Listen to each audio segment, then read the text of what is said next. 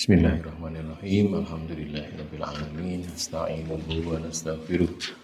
Wa na'udzu billahi min syururi anfusina wa sayyi'ati a'malina. Faman yahdihillahu fala mudilla lahu wa may yudlil fala hadiya lahu. Asyhadu an la ilaha illallah wa asyhadu anna Muhammadar Rasulullah. Allahumma shalli ala Muhammad wa ala ali Muhammad. Amma ba'du. Terakhir 24 Juli di sini nih. Hadisnya Abu Hurairah radhiyallahu anhu berkata, kila ditanyakan ya Rasulullah, wahai Rasulullah, man as'adun nasi, man siapakah yang as'adun nas, orang paling bahagia. As'ad, Sa'id itu artinya bahagia, As'ad paling bahagia. Siapakah orang yang paling berbahagia? As'adun nas, paling bahagianya orang ya. Bi syafa'atika, dengan syafaatmu.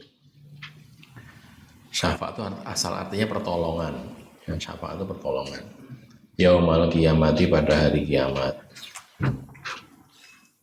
Pertolongan tapi wujudnya itu bukan ditolong, diwangi, nggak barang, bukan gitu. Syafaat itu ditolong tapi dengan kata-kata atau dengan tulisan gitu loh ya. Sehingga makanya cara kita mau datang ke suatu tempat, di situ kemudian dikunci atau ditutup, terus kita dibantu oleh teman kita punya teman di situ, tolong buka kayak dulur warna gue, nah gitu itu namanya syafaat ya. Jadi terhalang kemudian dibantu oleh orang dengan omongan atau dengan tulisan, itu namanya syafaat ya. Jadi, Nabi juga gitu kan, ini umatnya Nabi itu dikasih syafaat, ya Allah ini umatku ya Allah, kemudian dimasukkan ke dalam jannah gitu loh ya. Jadi, nah sekarang ditanya siapa orang yang paling bahagia dengan syafaatmu yaumal qiyamah, pada hari kiamat. Lalu Rasulullah SAW bersabda, laqad dzanantu ya Aba Hurairah, laqad sungguh-sungguh, dzanantu aku menyangka, aku mengira, ya Aba Hurairah, wahai Abu Hurairah, aku menyangka apa? An la yas'aluni, bahwa tidak ada yang menanyai aku. Man'an, bahwasanya la yas'aluni, tidak bertanya kepadaku, tidak menanyai aku, an hadzal hadis, tentang hadis ini, tentang cerita ini, ahadun, seorang pun, yang awalu mingka, yang lebih awal daripada engkau. Aku yakin, aku menyangka rene sing takon ngene iki ngluwi kowe. Disiki kowe rene, mesti sing takon sik dhewe mesti kowe, gitu, kata Nabi. Gitu. Mengapa? Lima ro'a itu, dengan sebab apa yang aku lihat, karena ya itu karena, dengan sebab maro'a itu apa yang aku lihat, min hirsika, dari kemauanmu yang keras, kemauan kerasmu. Hirsun itu ya, pengen banget punya kemauan yang keras, hirsun. Alal hadis, atas hadis. Jadi memang orangnya itu golek ilmu banget itu loh. Abu Hurairah itu rakus kepada ilmu gitu. Makanya enggak tahu tanya pada Rasulullah SAW, kalau gini gimana, perlunya untuk dapat ilmu. Nah ya. Lalu Rasulullah sekarang menjawab, nih, dia kan memuji Abu Hurairah nih, wah ini yang takong ini yang mau kowe ya. Tidak ada orang lain yang mendahului kamu bertanya seperti ini gitu ya. Lalu siapa? Rasul bersabda, as'adun nasi bi syafaati, orang yang paling bahagia dengan syafaatku yaumal qiyamati, pada hari kiamat adalah man orang yang di as'adun nasi bi syafaati yaumil qiyamah, orang yang paling bahagia, paling gembira, paling senang dengan syafaatku pada hari kiamat nanti adalah man orang yang qala berkata la ilaha illallah, la ilaha illallah khalisan min qalbihi, dengan ikhlas murni, khalis murni ikhlas, min qalbihi dari hatinya ya, min qalbihi dari hatinya, au nafsihi atau dirinya, nafasnya, jiwa atau diri ya. Kita baca keterangan dulu ya. Sa'adah atau bahagia adalah kebaikan dari syaqawah. Syaqawah itu sengsara, celaka.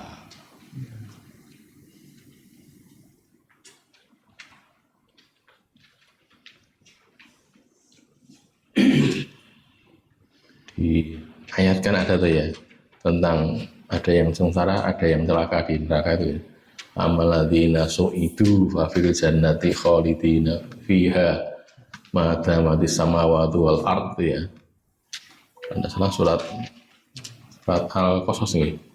Tidak salah. Amaladzina su'idu. Ini ya. Nah, surat Hud bukan Al-Qasas ini.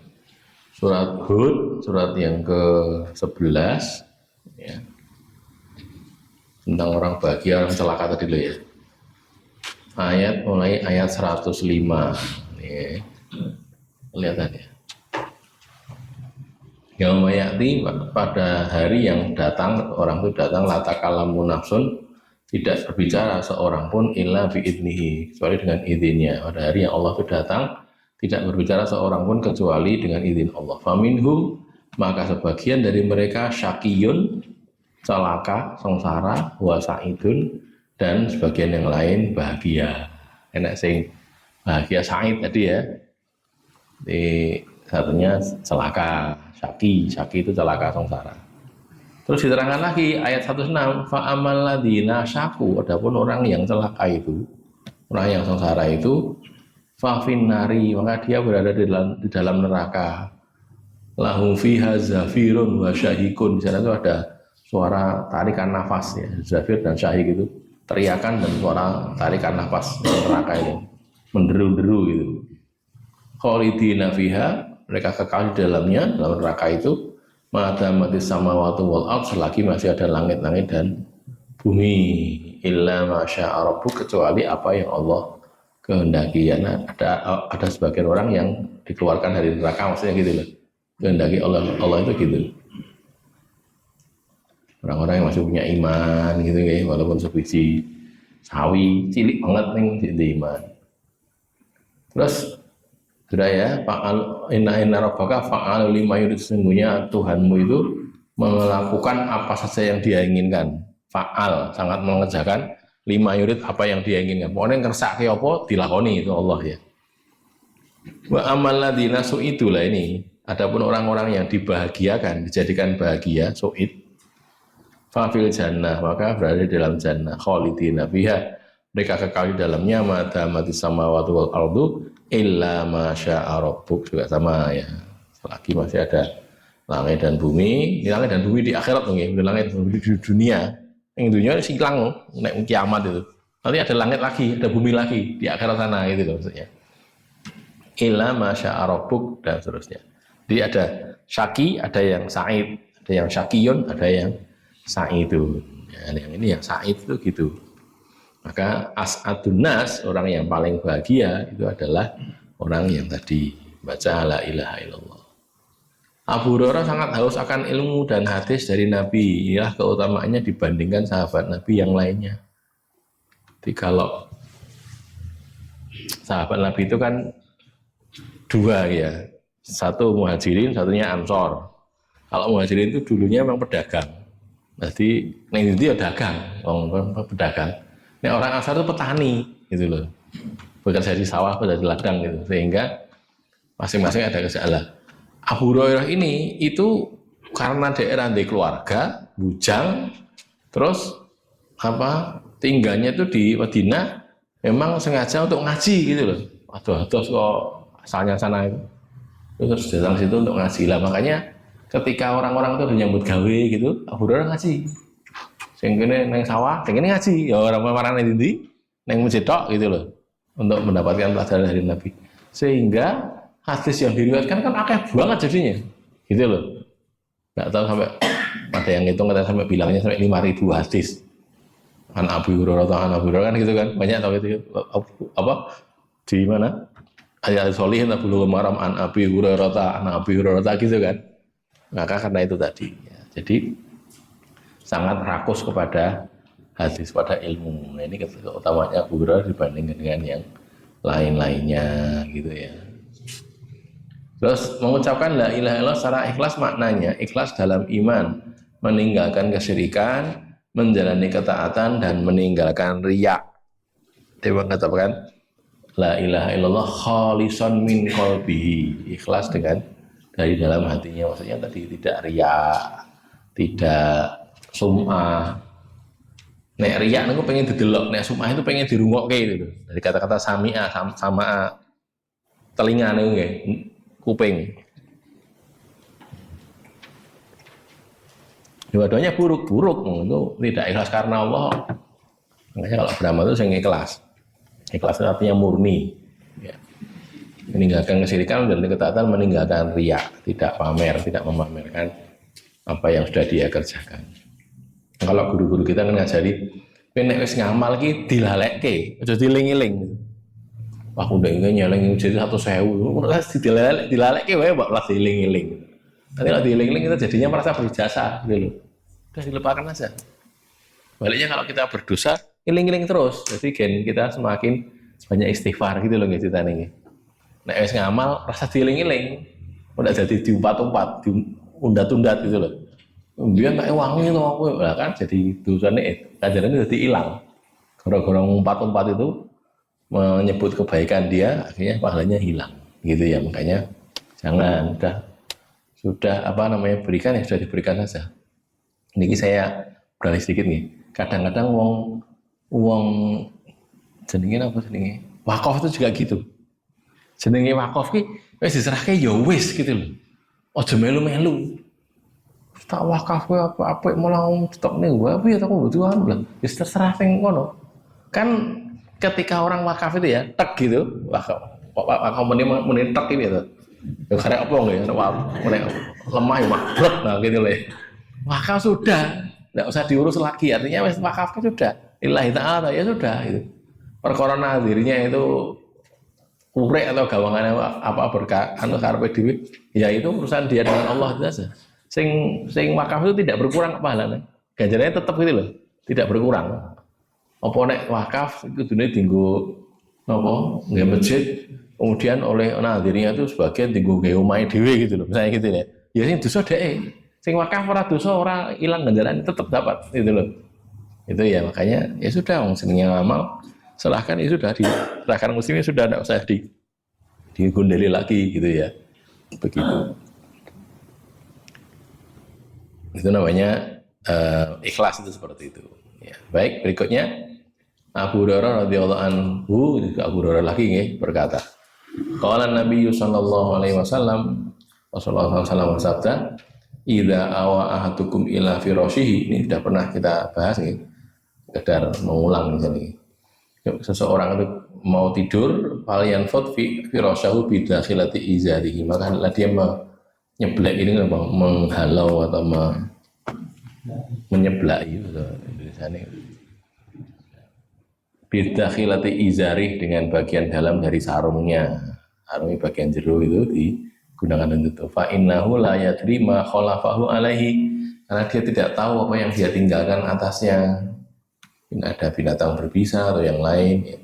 Summa yaqulu, kemudian hendaklah dia berkata, bismika Rabbi wada'tu jambi wa bika arfa'u, in amsakta nafsi farhamha wa in arsaltaha fahfadha bima tahfadhu bihi ibadaka sholihin. Ini sudah pernah kita bahas di sini di awal sana. Nanti Bismika dengan namamu, Robbi wahai Tuhanku, wahai Allah, wadha'tu jambi, aku meletakkan perutku, jambun itu lambung perut. Wabika arfa'uhu, dan denganmu juga aku mengangkatnya. Tidur itu juga karena diberi kelonggaran oleh Allah, bangun juga gitu sama. In amsakta nafsi, jika engkau itu menahan diriku, ditahan, farhamha, maka sayangilah dia. Wa in arsaltaha, dan jika engkau melepaskannya, mengembalikannya, fahfadha, maka jagalah dia, bima tahfadu bihi ibadaka sholihin, dengan apa yang engkau menjaga bihi dengannya, apa ibadaka sholihin, hamba-hambamu yang soleh. Jadi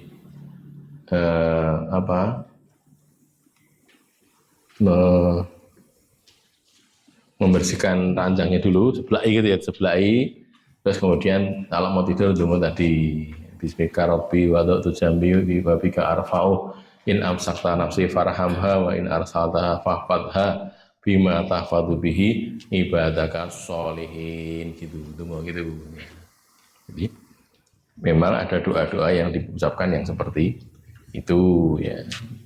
Ini saya terangkan dikit ya, mudah-mudahan bisa diikuti. Kok kata-katanya kok in amsakta nafsi, karena orang kalau tidur itu nyawanya digenggam oleh Allah, digenggam. Piye itu, rasa sanggup piye, artinya bila kaifa, rasa sanggup piye, pokoknya Allah menggenggam. Bagaimana? Tidak usah pakai bagaimana, itu kalau dalam akidah gitu ya. Allah berbuat sesuatu, piye tahu kuwi, rasa sanggup piye, udah begitu saja menggenggam. Bagaimana cara menggenggam kita tidak tahu ya. Terus nanti kalau Allah menghendaki orang itu hidup lagi, dikembalikan ke jasadnya. Balik ini jasadnya, terus jadi tangi. Sare terus tangi. Ini Allah menghendaki menggenggam terus, dia tidak kembali. Mati akhirnya. Gitu loh ya. Meninggal. Itu kan ada ayatnya tuh ya. Wallati lam tamut fi manamiha, ini kalau ya. Surat apa nih kok? Lam tamut fi manamiha.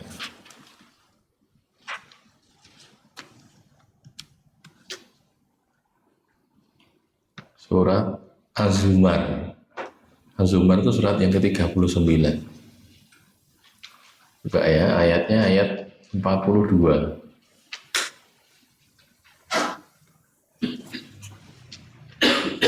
Allahu yatawaffal anfus. Allah itu mewafatkan diri-diri, banyak diri.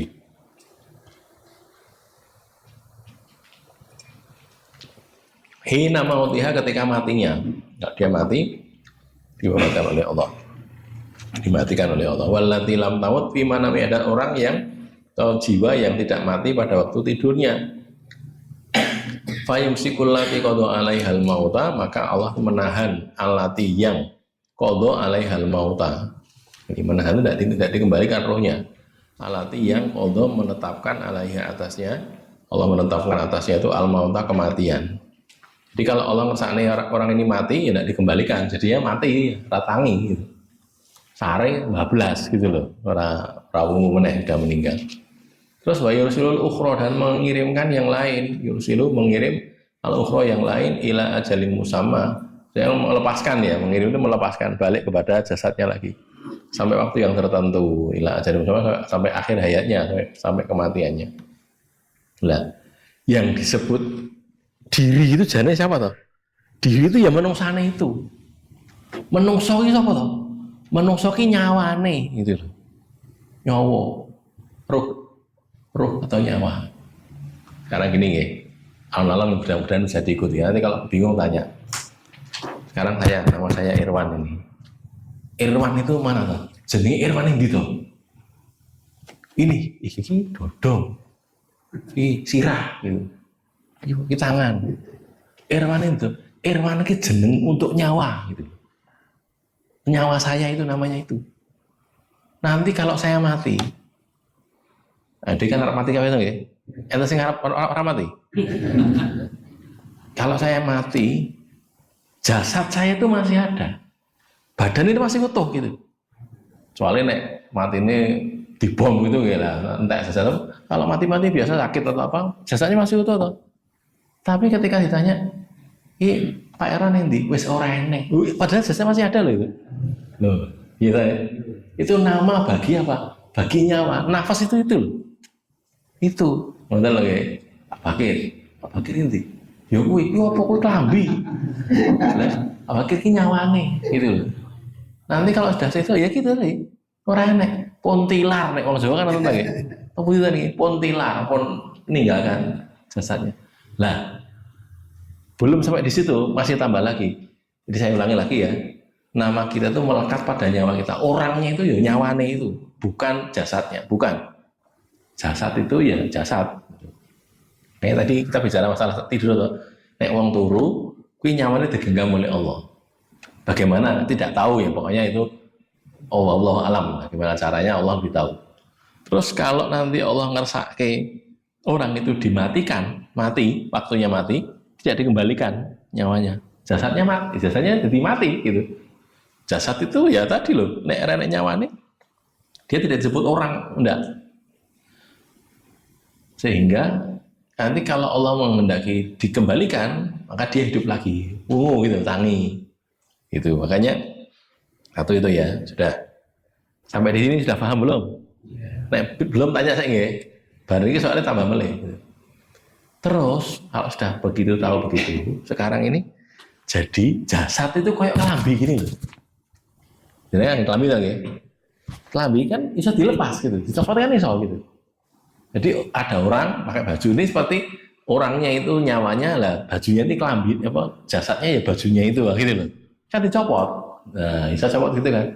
Nek wis dicopot gitu, kelambi ini kan ya orang ngomong-ngomong tuh kelambi ini kan gitu tuh. Ya sama dengan jasad juga gitu. Ketika sudah lepas dari nyawa, jasad itu dia dimuliakan gara-gara ada nyawanya. Begitu hilang nyawane, dikubur dia. Gitu kan? Nek wis renek nyawane itu ada tuh. Geneng-geneng wae, bapak iki jeneng-geneng wae wis. Yo sesuk mambu loh, kan gitu. Soalnya akhirnya membusuk kan lama-lama. Begitu ditinggalkan oleh nyawa, jasad itu jadi tidak berguna. Artinya nanti dibuang. Dikubur kan dibuang jane. Artinya karena membahayakan nanti kalau tidak dikubur nanti apa keluar baksil keluar macam-macam itu terus mengganggu orang kan gitu. Nah itu maka yang pokok dari kita itu nyawa kita. Sing jenenge niku lho nggih. Sinten Irwan Solihin, sinten Ali kan ya itu nyawanya orangnya itu gitu loh. Bukan jasadnya. Jadi yang pokok itunya. Begitu ini lepas, jasad nyawanya lepas. Ini jasad itu tidak ada gunanya, tidak ada gunanya. Tapi begitu dia ada dari situ, jadi ada gunanya jasadnya itu, loh gitu loh. Itu oke. Okay.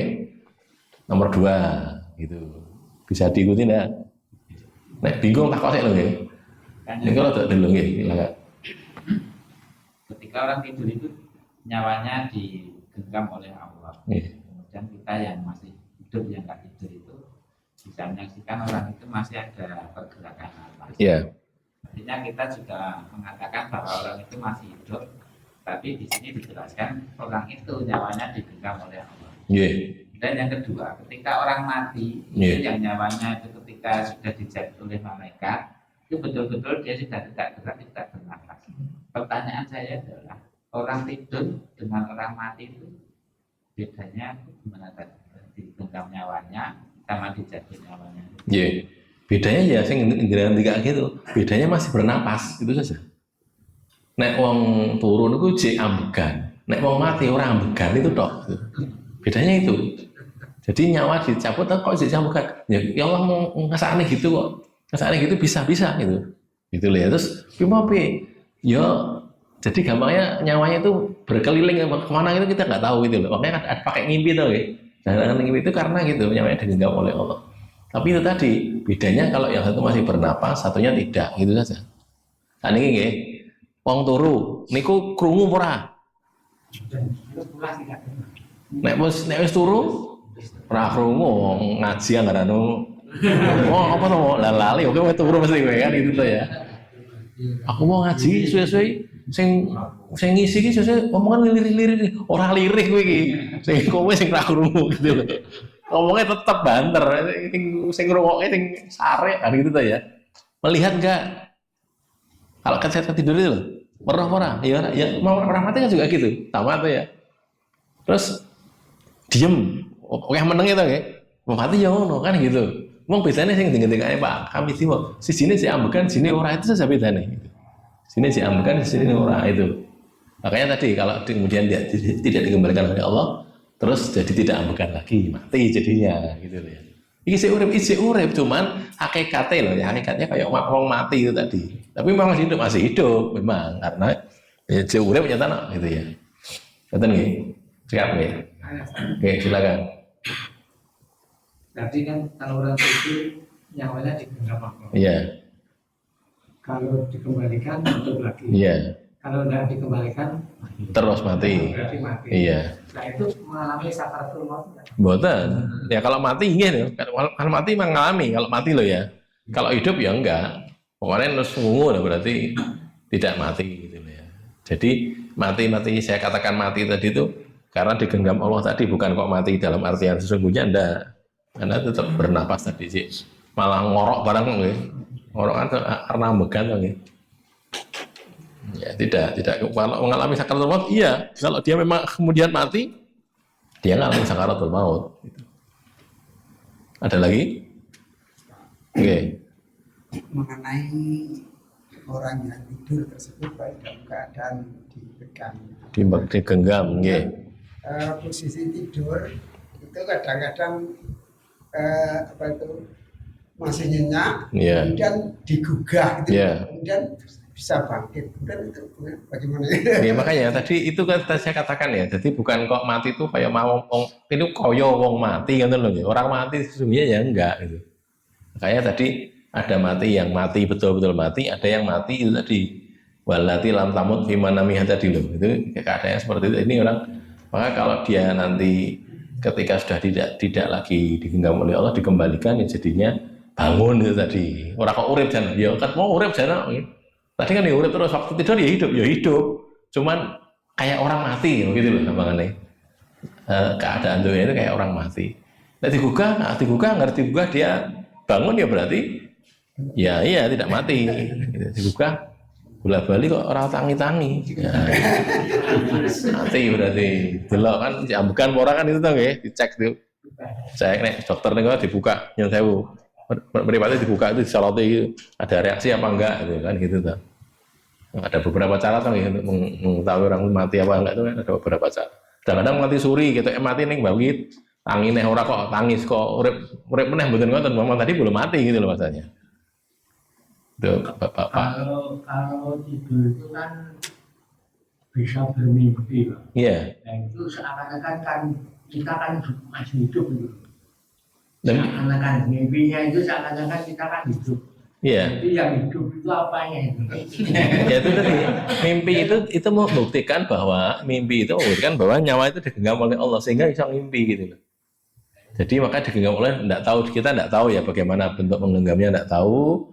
Terus bentuknya orang alami mimpi itu bagaimana tidak tahu. Yang jelas bisa jadi itu mimpi itu bisa jadi yang kemarin, bisa jadi yang akan datang. Kan itu loh. Jadi gitu kan. Nah itu kenapa ya tadi karena nyawanya tadi. Ya, digenggam oleh Allah terus tidak tahu bagaimana bentuknya, tapi yang jelas gitu. Jangan salah paham dulu ya. Pokoknya orang tidur itu koyo wong mati ngoten wae, orang mati tenan mboten gitu. Terus dituru ra. Ya enggak, itu tetap tidur enggak masalah. Makanya siap-siapnya kayak siap-siap orang mau mati kan gitu ya. Kita doa itu. Ada lagi? Lanjut nggih. Ini baru yang dua, yang ketiga. Karena sing penting ki nyawane. Makanya kita itu diajari penting-penting no nyawane itu gitu loh. Nyawa itu kan kalau cara hadis nggih. Ini kalau sing hadis Arba'in Nawawiyah itu loh ya. Nutfatan terus alaqatan terus mudghatan niku nggih. Summa yursalu alaihi malaku wa yu'maru bi arba'i kalimatin bi kadbi rizqihi dan seterusnya itu kan. Jadi 40 hari yang pertama nutfah, terus alaqah, terus mudghah. Terus ditiupkan roh. Lah roh itu dari mana? Roh itu dari Allah, dari langit sana. Gitu. Dari Allah, dari langit. Artinya kalau bukan dari bumi, bukan. Kan ditiupkan roh ya. Nggak tahu niupannya kayak apa juga nggak tahu. Malaikat yang disuruh oleh Allah. jabang bayi itu kalau sudah 120 hari dia urip dari ini. Kalau ibu-ibu yang pernah mengandung ya pernah hamil kan tahu, ki bayi ini lagi gerak-gerak kan gitu kan, tahu kan? Atau kalau kita jadi suami gitu kan kadang-kadang megang perutnya istri kan kita tahu gerak-gerak itu kan kerasa lah itu sudah punya nyawa. Begitu itu biasanya sudah 120 hari, jadi 4 bulan, jadi 30 gitu kan. Oke, bro, 30 4, 3 kali 4 nggih. Jadi 120 hari itu nanti 40 hari 3 kali, di akhir 40 hari yang ketiga itu fayursalu alaihi ruhu, ditiupkan roh di situ. Jadi hidup bayinya tadi. Jabang bayinya itu. Nah, karena itu dari Allah, maka makanan rohani, makanan roh itu juga dari Allah, dari atas sana, dari langit. Apa itu? Zikir, doa, maca Quran, sholat, gitu loh. Makanan roh itu, gitu loh. Tapi karena jasad kita, tubuh kita ini suka bumi kan, suka lemah tadi gitu. Kan Allah menciptakan manusia dari tanah saja. Nah, itu kan dari tanah. Maka makanan jasad itu semua dari tanah. Saat ini nggih, jenengan mang nyebut makanan nopo mawon, enten bener saking lemah. Ampun nyebut mana dan salwa lho nggih. Nah, itu ben kejadian ben atau maidah minas sama itu kan kejadian khusus ya, mukjizat. Makanan kita itu apa? Sebutkan. Ada enggak makanan yang tidak dari tanah, dari bumi ada enggak? Buah segala macam buah juga dari bumi. Pari suka bumi, gandum suka bumi, kok apa? Kok bumi kabeh. Karena memang jasad itu dari tanah, makanannya juga dari tanah. Lah orang itu keliru. Sing dipenting-pentingke jasate wae gitu lho. Sebenarnya jasate aku luwe, gula aku mau gini gitu. Tapi ruhnya tidak pernah dikasih makan. Ora tahu zikir, ora tahu maca Quran, ora tahu apa meneh. Maca hadis, ora tahu salat, ora tahu donga kan gitu kan. Akhirnya sing kuat jasate. Ruhnya lemah gitu loh. Akhirnya jadi maksiat. Kan nggih ninggalke salat bagian terus botoan macam-macam gitu. Karena apa? Sing diperturutkan napa jenenge? Jasad tok gitu. Padahal jane roh kali jasad itu penting roh, jauh lebih penting rohnya tadi loh. Buktinya loh, nek wong wis mati, wis ra duwe nyawa itu nanti dikubur, tidak ada gunanya. Mbok sugih ngopo nggih? Sugih blegedu, sugih banget. Nek wis mati ya wis. Ndak ada kok. Karena bapak ki wong sugih, mati gentek nang kene wae, ora enek gitu, ndak ada. Terus yang dikubur kan gitu ta ya. Gitu keadaannya. Diawetkan mungkin ada dari mumi ini Bang nggih. Tapi ya tetap disingkirkan kan, tidak di situ toh. Gitu ya. Makanya kita juga gitu diajari oleh Allah. Kuwi sing penting kuwi. Maka Allah mengatakan ala bi dzikrillahi tatmainnul qulub. Ingatlah dengan apa? Ketahuilah dengan ingat Allah tuh hatinya jadi tentrem. Jadi tenang hati kita kalau kita ingat Allah. Zikir, baca Quran, mengatakan kalimat thayyibah, gitu tuh loh. Itu makanan roh itu. Mungkin nek ruhnya kuat, niku nek jasate melu, dadi kuat gitu loh. Sering saya sampaikan nggih.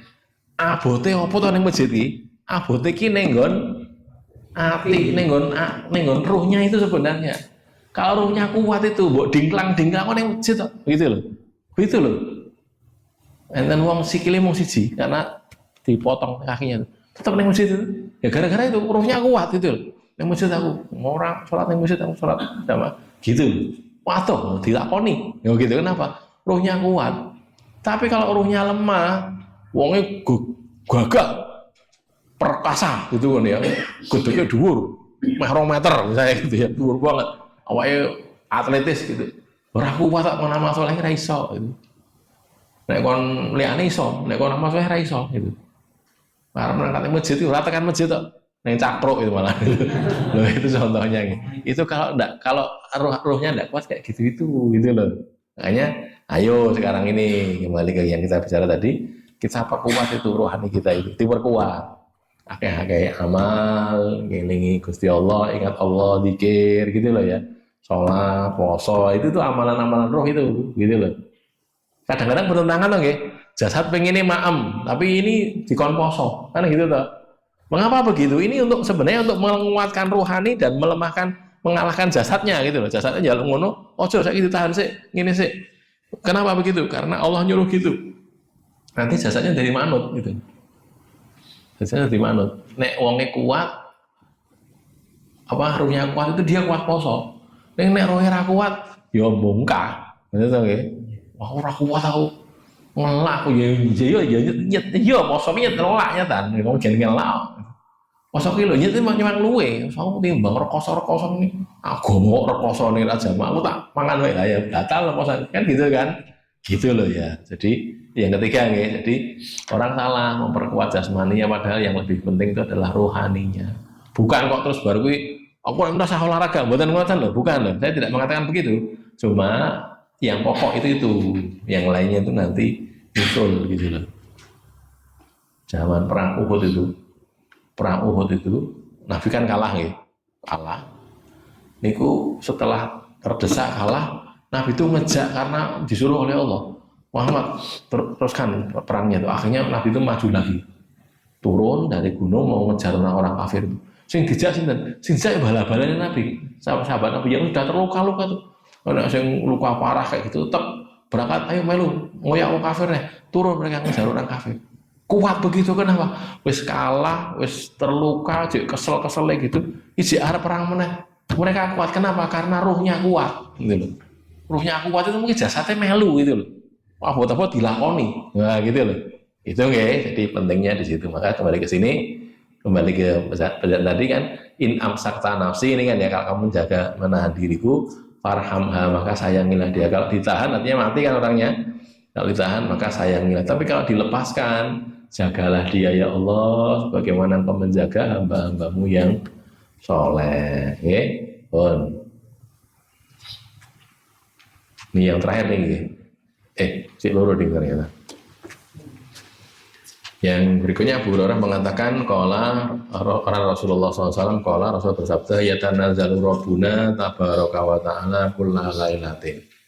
Turun siapa yang turun? Rabbuna Tuhan kita, Rabb kita tabaraka wa ta'ala yang maha barokah lagi maha tinggi, kulla lailatin setiap malam ilas sama dunia ke langit dunia. Jangan ditanya bagaimana turunnya ini biasanya kalau ulama begitu itu bilang bila kaifa, tanpa bagaimana, rasa takok biye, karena Allah yang maha tahu, kita tidak tahu bagaimananya. Nah, rasa takon, tidak tahu. Hina yabqa thuluthul lailil akhiru, ketika tersisa sepertiga malam yang akhir. Yaqulu, Allah itu berkata, berfirman, man yad'uni fa astajib lahu, siapa yang minta kepadaku, yad'uni berdoa ya, siapa yang berdoa kepadaku, fa astajib lahu maka aku mengijabahi dia, memperkenankan doanya. Sapa sing donga tak kabul gitu ngene. Man yas'aluni, siapa yang minta kepadaku, fa'utiyahu lalu aku memberinya. Aku akan memberikan kepada dia. Sapa sing njaluk tak paringi.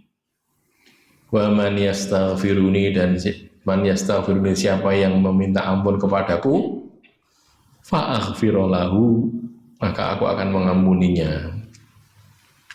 Sapa sing donga dijabahi, sapa sing nyuwun diparingi, sapa sing njaluk ngapura diparingi pangapura. Gitu ya. Maka ini kalau kaitan dengan doa, berdoa di akhir malam itu lebih makbul, mustajab ini ya. Waktu doa yang terbaik adalah pada sepertiga malam yang akhir. Muslimin sebaiknya menjalankan sholat malam meski hukumnya sunnah. Hukumnya sunnah tidak wajib, betul. Tidak betul sholat, betul dosa, tapi kehilangan kebaikan.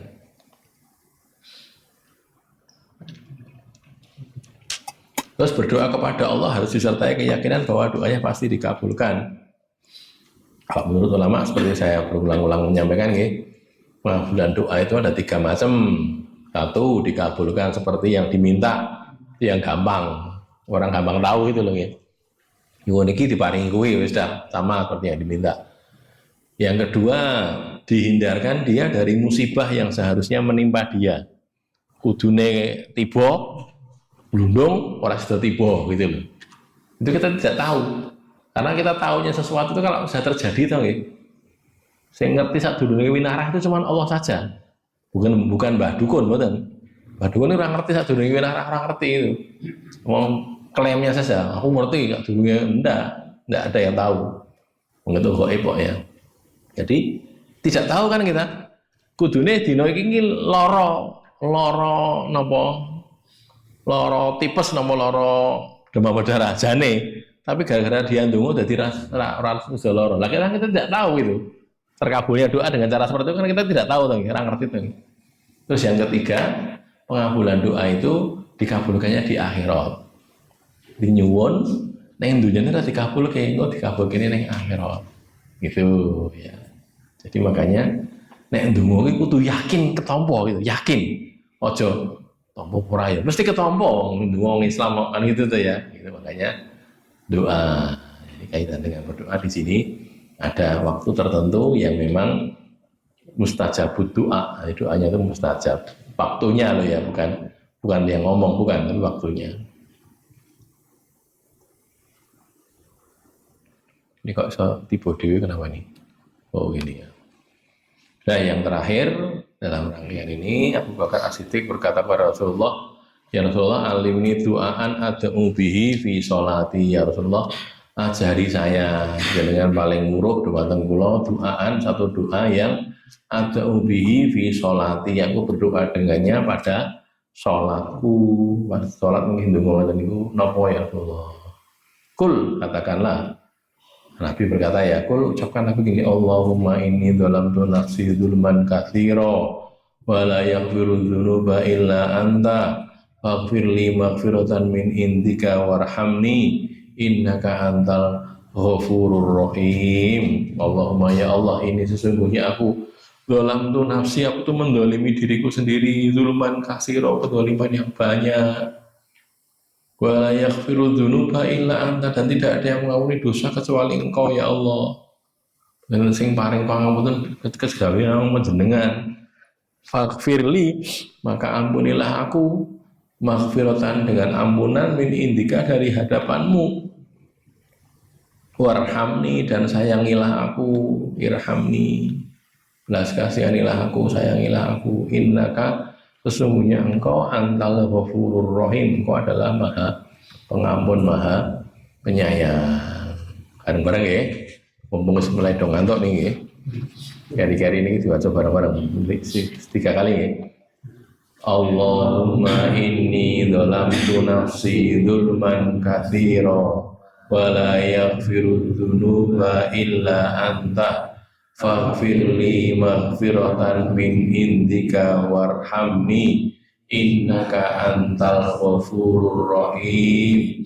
Allahumma inni dzalamtu nafsi dzulman katsira wa la yaghfiru dzunuba illa anta faghfirli maghfiratan min indika warhamni innaka antal ghafurur rahim. Allahumma inni dzalamtu nafsi dzulman katsira wa la yaghfiru dzunuba illa anta faghfirli maghfiratan min indika warhamni innaka antal ghafurur rahim. Salat dibaca kapan itu? Ya pada waktu sujud atau tasyahud akhir sebelum salam ini ya. Doa ini bisa dibaca pada waktu, kok bisa pada ini? Bisa dibaca harusnya ya. Bisa dibaca pada waktu sujud dan pada tasyahud akhir sebelum salam. Doa yang dibaca di dalam sholat lebih kuat keterkabulannya daripada doa yang dibaca di luar sholat karena sedang ibadah. Jadi kan haji, pas haji ndonga itu makbul, pas sholat ndonga itu makbul gitu loh ya, karena waktu ibadah, waktu beribadah. Maka kita juga diajari kan, habis maca Quran ndonga, nyuwun karo Allah. Baca Quran kan ibadah nggih, rampung maca Quran ndonga. Lah kok ora tengah-tengah? Ya tengah-tengah berhenti dulu, boleh, tengah-tengahnya bisa, tapi berhenti dulu baca Qurannya terus ndonga ya boleh. Ya. Ini ada doa yang ditanyakan oleh Abu Bakar yang sing sakit kula donga kula waca napa kula di kanan itu tadi hadis yang sahih Bukhari Muslim. Baik, untuk rangkaian doa-doa ini sudah selesai. Ada pertanyaan barangkali? belum semua doa tertulis gitu, masih kita saja, tapi setidaknya kita bisa amalkan sedikit-sedikit dihafalnya gitu ya, hafalnya sedikit ya hafal. Ada pertanyaan barangkali? Tidak ada. Qul qouli hadza astaghfirullah li wa lakum alhamdulillahirabbil alamin.